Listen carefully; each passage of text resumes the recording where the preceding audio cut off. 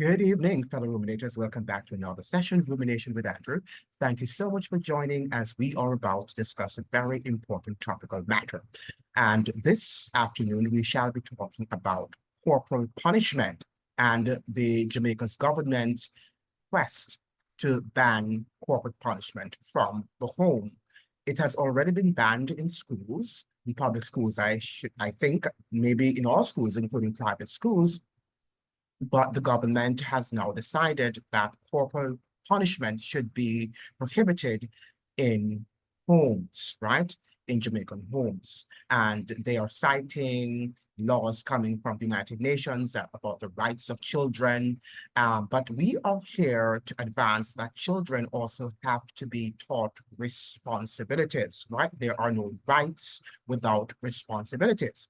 People should have rights, and they also should know that those rights also carry responsibilities and consequences. And that is what we're here to put forward. Now, before we talk, let us define what corporal punishment is, because maybe there are people who do not understand what we mean by corporal punishment. Nor the Britannica defines corporal punishment thusly: the infliction of physical pain upon a person's body as punishment for a crime or infraction. Corporal punishments include flogging, beating, branding, mutilation, blinding, and the use of a stock and a pillory. Now, in the Jamaican parlance, people tend to use beatings, right? We tend to be accustomed to beatings for the most part, right? So, and that is what people understand when they hear corporal punishments, that you should not beat, right? Or the beating of children, right? Because that is what most Jamaicans are accustomed to doing, particular parents, dispensing punishment on their children. Now, the fact of the matter is that corporal punishment has its place. It ought not to precede reasoning, right? And parents sitting down and speaking to their children in a rational, intelligent, and respectful manner. We understand that parents, for the most part, love their children. Very few parents, we can say, do not love their children, particularly mothers who carried, a child for 9 months. There probably are a few who might not have that attachment to their children. And that's something that we have to understand. Now, there is a problem in Jamaica with education, and sometimes we are conflating the two terms: the lack of education and parents dispensing their anger and sometimes foisting their anger on children, right? Because of the deep emotional problems that they might be enduring, they might be confronted with, they tend to take that out on their children in flogging them uncontrollably. Now, that is wrong. And we ought to categorically say that that is something that parents ought not to do. When they're angry, it's best not to beat your child, right? If you cannot control your emotions, because after that, you are going to be sorry. It's always good, even for adults who tend sometimes to argue with each other. When we are angry, it's best not to, you know, um, speak your mind, because you're going to say something that might not be healthy or that you are going to regret in the final analysis. So that is something that we all should do. Parents who abuse their children using corporal punishment tend to do that because they're so angered, right? Their angry is filled to the brim, and then they find themselves inflicting huge damage, right? And wounds on their children. Now, I, for one, categorically reject that sort of abuse. And the Bible does not condone abuse in any, form of the imagination, right? We cannot say that God condones violence. He does not condone abuse, right? God is an intelligent being. However, the fact of the matter is that God also understands that in some cases, because of our sinful nature, human beings do not listen. And as a result of that, sometimes you might have to dispense judgment that can be harsh, not abusive, but judgment that merits the sort of punishment that it deserves, that that person deserves. Now, when we look, for example, at our society, you might, for example, see a criminal And the same government who is banning corporal punishment, in some countries you have what you call capital punishment, in which people can be hanged. The same government that is banning corporal punishment, sometimes you have policemen gunning down citizens because sometimes that person cannot be saved. You know, that gunman cannot be reasoned with. And the best thing to do is to just gun him down, because if you do not do that, then he's going to be a threat to civil liberties of other people. So we have a whole host of examples that we can say in which sometimes we have to take drastic actions because children sometimes don't listen, as well as adults sometimes don't listen. Children sometimes cannot be reasoned with in the same way in which adults at times cannot be reasoned with. And if your child at the moment cannot be reasoned with, and you have to imbibe some amount of fear, then I think that you have to do that. You have to resort to corporal punishment, not again in an abusive way, but in a way that reminds the child that the parent is in authority. And some amount of fear is important when you're talking about respect. It's human nature, correct? It would be nice if we don't fear our parents. It would be nice if we don't fear our bosses. It would be wonderful if we don't fear authorities, you know, if we don't fear the government. But if people do not fear, then they will break laws, right? One of the reasons why people do not want to break the stop light rules or laws is because they fear the fines that they might be, you know, they might receive after breaking such law, right? And so a lot of the things that we see in life is because people fear the consequences of their actions. So government and parents who are operating within their sphere, right, have to sometimes imbibe some amount of fear that the people who are under their authorities, be they children or citizens, can understand that they are in control. And corporal punishment is such as capital punishment, even though it's not allowed in Jamaica, is one such form of punishment, right? Perhaps some people are crying out as we speak. Some Jamaicans are crying out for capital punishment to be returned, right, and to be used against criminals. Why do you want to use that? Don't criminals have their rights to? Should we be using capital punishment? You know, Michael Abrahams, in his article, he had an article in the Gleaner, and Michael Abrahams is a doctor. I think he's a pediatrician, and the title of his article, which I'm not able to pull up this morning because the Gleaner doesn't allow me to pull up his article from where I stand. It's online, but the title of his article was Corporal Punishment and Religious Hypocrisy. And for those of you who do not know Michael Abrahams is a self-avowed atheist, right? He has this very antagonistic attitude towards religion. He claims that he grew up in a Christian home and that he finds the Bible to be, a book that has a lot of contradictions, even though Michael Abrahams himself, when you read his articles, you see a lot of contradictions in his writings because Michael Abrahams does not have that sort of intellectual capacity that the Bible would have endowed him with if he humbles himself and reads it with an open mind. But he thinks that he's so intellectual and he's so scholarly and he has all the evidences and the facts and and science supersedes or science should trump the Bible. According to him, the fact of the matter is that the United Nations are the ones who have made that declarations about the rights of child and or the rights of children, and that they should be able to live under their parents' roof without any form of corporal punishment.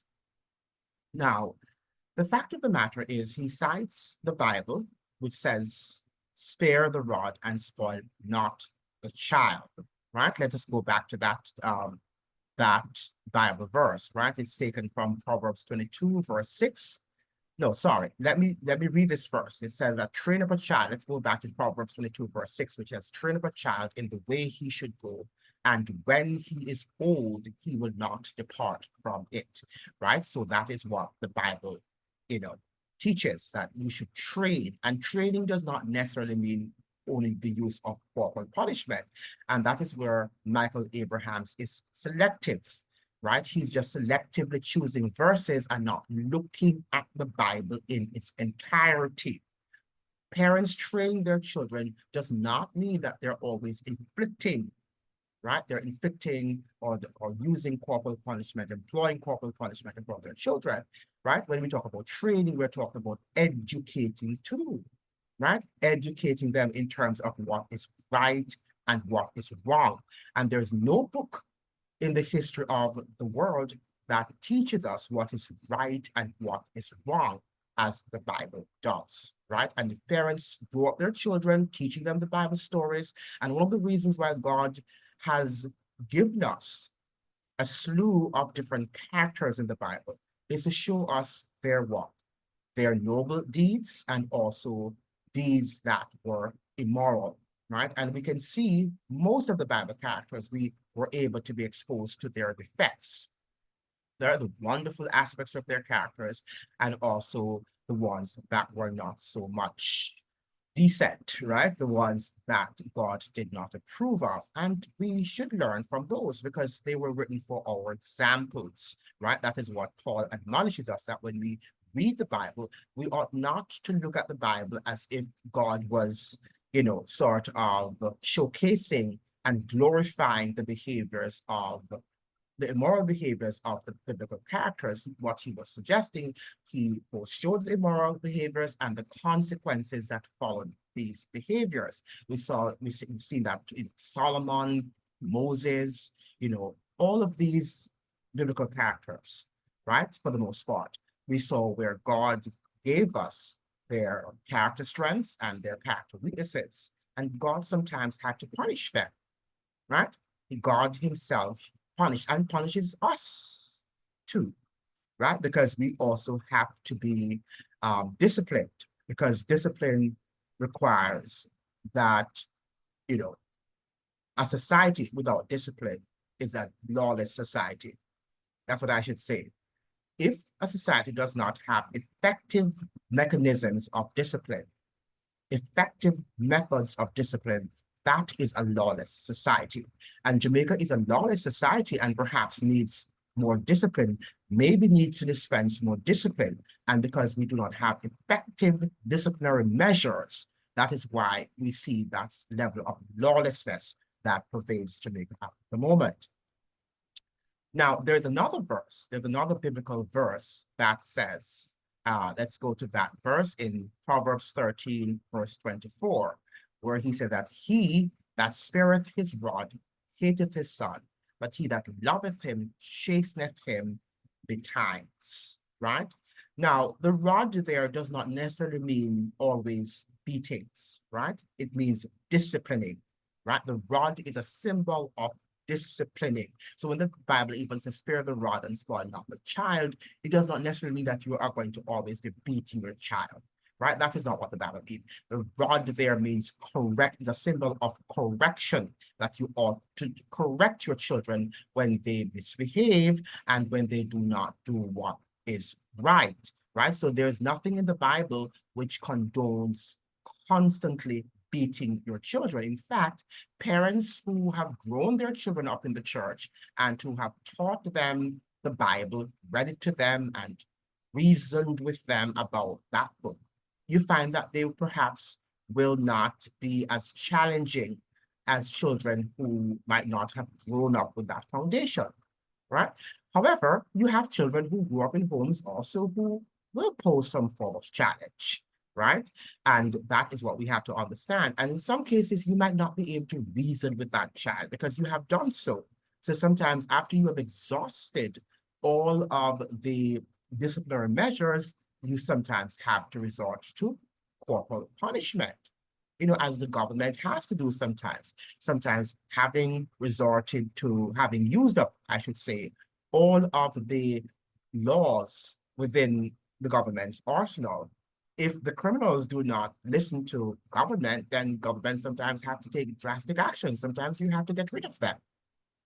That's the only way that the society will be preserved, right? So sometimes government themselves use very harsh methods of punishment, right? And I remember during the pandemic, there was somebody who spoke, and used words against Andrew Holness, the incumbent government there in Jamaica. And, next he was, the police showed up at his home because he had used unsavory words against Andrew Holness. Now, that could, what is that doing?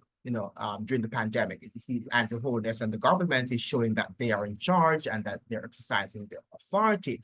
To some people, that could have been a drastic way because freedom of speech, and a citizen should be able to speak against their government, even if they're using unsavory words. But that was the way in which Andrew Holness was exercising his authority. Some persons might have thought that he might have gone beyond his authority, but that was his way of showing, that, look here, when I say that you ought to remain at home, that is what you need to do, right? Because he thinks that if you should have people challenging him, then others will do likewise, and then the whole pandemic protocols would have been disobeyed and would not have been followed, right? And that is what Andrew Holness thought, right? That's what I think he might have been thinking. So one of the things that we need to understand too, and I'm sure that people, it's becoming a little bit blurred in terms of the roles of the different institutions in our society, right? And we have the home is one such institution, right? It's a primary institution of any society. And then you have the church, and then you have government, right? Perhaps we should say the church, the home, and government. And these three different institutions are very important in the growth and the development of children and adults too, right? For a healthy, prosperous society, these three institutions must play their role. In recent times, during the Protestant Reformation, they were calling out for a complete separation of the government and the church, right? Because the church should function in a sphere without interference of the government and vice versa. What we see now is that the home of the church, because the church is made up of families, right? That is what we need to understand. And if we were having healthy church life, right, in which young people were taught biblical principles, I think that we would have a much, more orderly and moral society, a more decent society, if you will. But the fact of the matter is that we do not have this because in recent times, that perhaps going back to the 80s, we see where, or 90s, I would say, we see where many people were now questioning the very existence of God, including Michael Abrahams. You're sending your children to schools which teach a lot of atheistic philosophies, right? They go to the University of the West Indies and they go abroad and they learn all of these about all these philosophers and philosophies on Voltaire, right? And all these atheistic guys.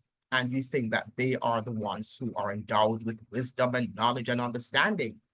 And look at where our society is. When you look at the United States, recently I was watching a video of some teachers in Texas, and they were lamenting the fact that they had to leave the teaching profession.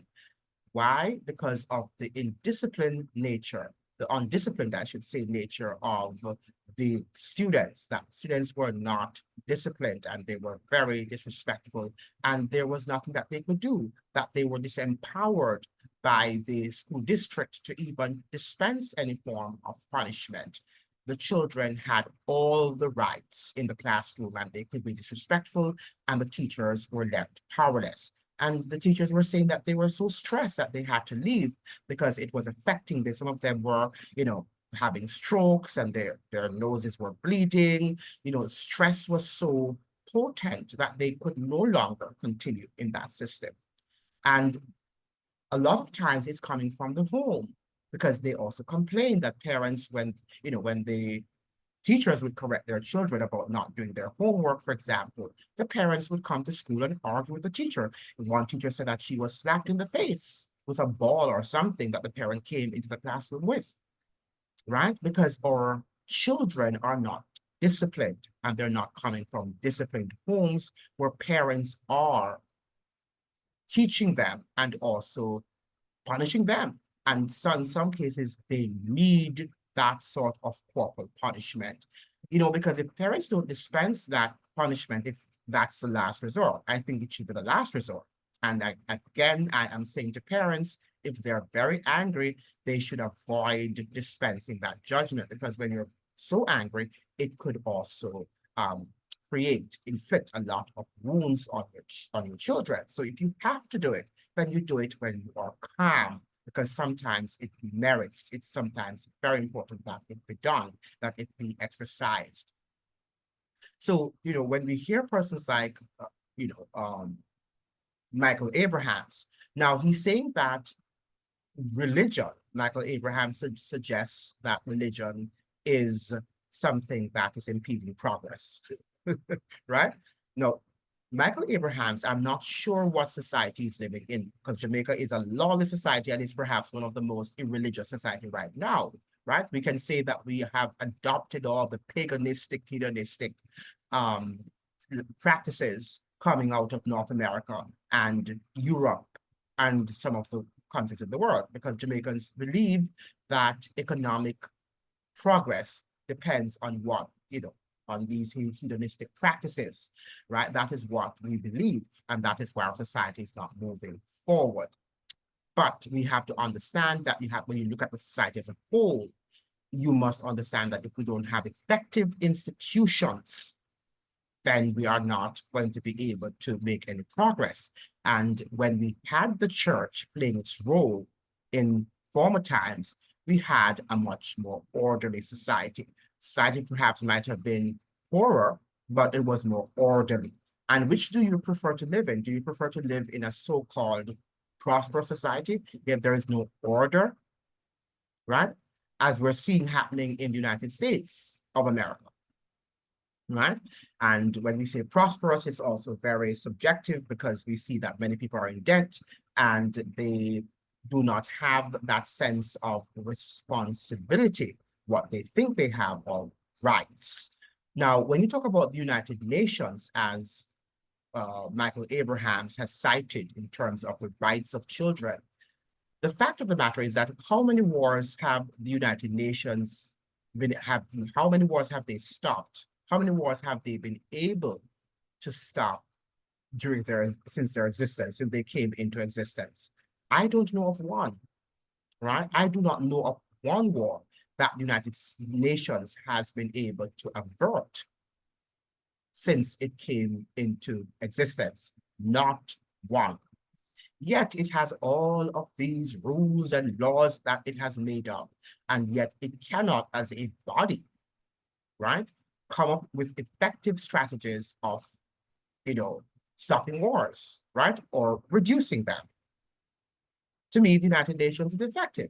So it's an effective organization. You talk about hypocrisy, that is a hypocritical organization, right? Because at one thing they say something and the other, behind the scenes, they're doing another thing. But the Bible is clear, and we need to understand that the Bible is consistent. Now, look at what the Bible also suggests in Ephesians 6, verses 1 through to 4. It says, children, obey your parents in the Lord, for this is right? Honor thy father and mother, which is the first commandment with promise, that it may be well with thee, and thou mayst live long on the earth. Now listen to verse 4. And ye fathers, and likewise I probably would add mothers, but the Bible says, and ye fathers, provoke not your children to wrath, but bring them up in the nurture and admonition of the Lord. So this is the verse that we should be focused on. And there are other verses like that in the Bible, right? That they should bring them up, in other words, train them up, teach them in the fear and the admonition of the Lord, that they should be taught, right? And it is when they're taught that they will avoid doing stupid things, right? And that is why parents sometimes have to be, because children are doing a lot of stupid things and they're not willing to listen.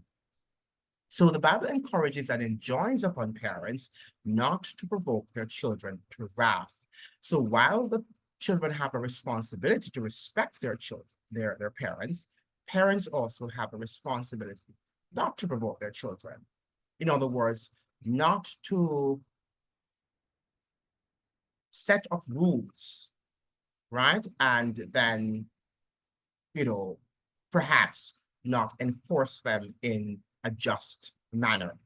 So the Bible is not here suggesting to us that parents should always be beating their children. As we see, the rod is a symbol of correction. And you can be corrected in so many ways. You can be corrected through speaking. Sometimes you can be corrected through, withholding some of their rights. Like, for example, if you allow them to play basketball or to go out with their friends, you might tell them because of what they did that they won't be allowed to do so. That's a rod of correction. Doesn't have to mean that you're going to beat them, right? It means, therefore, that you must correct them and correct them in righteousness, including when you're beating them, right? That could be also a form of correcting them in righteousness, because some children, having exhausted all of the disciplinary measures, they will not listen. So you've got to sometimes resort to that. Sometimes that's the only way that they will listen. Now, to end this video, I am here proposing that governments have no rights to tell parents what they should or should not do, what disciplinary measures they should use or not use in the home. Yes, they can protect the children. If the parents abuse the child, then they have a right to protect that citizen of the nation, because children are citizens of the nation and they have a right to protect them, right? In the same way, the laws, if they're effective, have a right to protect citizens against government overreach. So, for example, if the government, through the use of its police force, should inflict serious harms and injuries on a citizen, then the laws also should run its course, right? And that citizens should voice their opinions and should stand up for that citizen. In the same way, if a parent abuses his rights, his responsibilities of inflicting serious harms on his or her child, then also the laws should be able to deal with that, and they should be enforced, and we should dispense that sort of judgment quickly, right? And expeditiously. That is what we should be thinking about.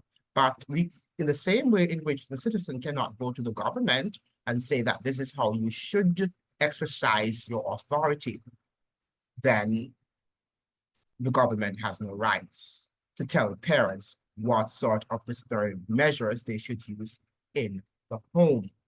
That is not the government's responsibility. And Michael Abrahams and his followers and people who are like-minded persons like him can cry evidence and what does he say? Facts, right? Scientific facts. And he likes to talk about religion and dogmas, as if you only have religious dogmas. You also have scientific dogmas. But I must here say that the dogmas of the Bible are the best, right? And that is what we all are surrounded by dogmas. And one of the things that, all of the hypocrisies of the people who speak like Michael Abrahams is that they tell you that they don't want any form of religious dogmas to be foisted upon them. Yet still they're foisting their scientific dogmas, right, on people. Now, what sort of hypocrisy is that? Right? Because there are lots of scientific dogmas, and whatever evidence that you think you see is not necessarily evidence. Whatever facts that you think you see is not necessarily facts, because the human eye and the human understanding is so limited, is so narrow, that whatever you think you see might not necessarily be the truth, or might not necessarily be even what you think you see. And the pandemic should have taught us that. And I have not heard Michael Abrahams. I have not seen him. Maybe he has, but I have not seen or heard of any apologies he has made to the Jamaican people about lashing religious people during the pandemic and promoting the science that he thought he was promoting.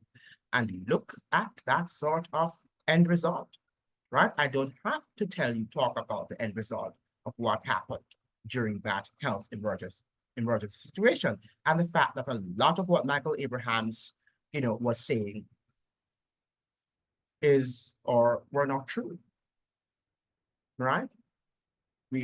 A lot of what came from these scientific journals were saying that these sort of facts that they said, the evidences that they actually forwarded were not rooted in truth, right? They were just mere dogmas. That is what they were, narratives that were foisted upon an unthinking, as it were, populace. So I don't want to hear Michael Abrahams talking about religious dogmas. And there are religious dogmas, right? But it is just like we have scientific dogmas, just as we have philosophical dogmas, right? We have, political dogmas, right? That is what it's all about. Our world is surrounded by narratives and dogmas, but we have to choose that which is the best dogmas, all right, or which are the best dogmas, right? Which are the best narratives. That is what we have to choose, and then we will have a better society. Okay, so thank you so much for joining. These are my thoughts on corporal punishment, and I hope that at least you have been sensitized to something and you will try to do your own research and your own thinking, because a lot of times we are not thinking as we should. Please like, share, and subscribe.